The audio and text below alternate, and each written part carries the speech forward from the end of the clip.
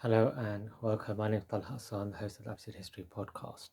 I wanted to record a series on how to become a more efficient student in Islamicate and adjacent studies.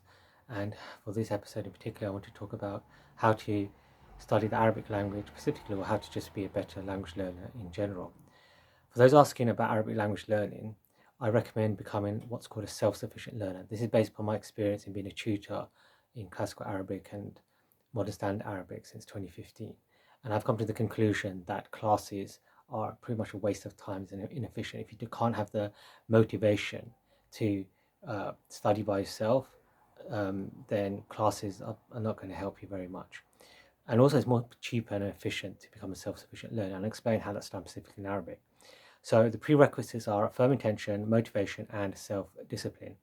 And I'll ask you to look up the following four authors, okay? Three of them more generally in language learning, and the fourth one specifically for Arabic. So the first is Gabe Weiner, who runs the Fluent Forever website. Benny Lewis, also known as the Irish Polyglot, and Alex Rawlins. And for Arabic specifically, look up Alex Strick. And we did an interview with him. I think it was probably our fourth episode for our audio-only pilot series. Now, in terms of recommended texts, I would say start with Whitewick and Gafour, or Hayward and Ahmed, or Schultz. These are the third one is pretty good as well. And then get a Hansware dictionary, and then consider the Lane lexicon if you can afford it as well. And then use High Native and Preply to find a language partner.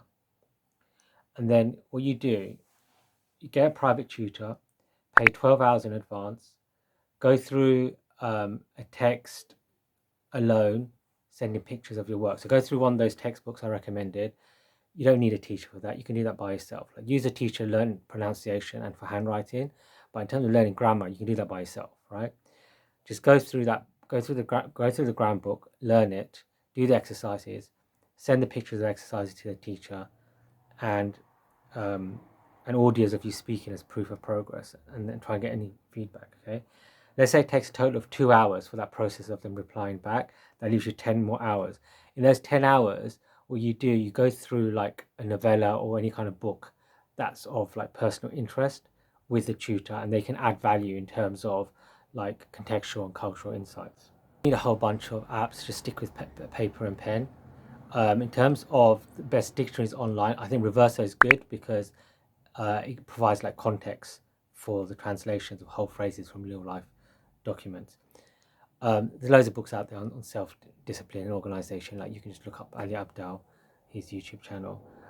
For Muslims in particular, I would recommend the book Productive Muslim. I think that's very useful. And if you found this useful, then leave any thoughts you have, and that's really appreciated. Thank you.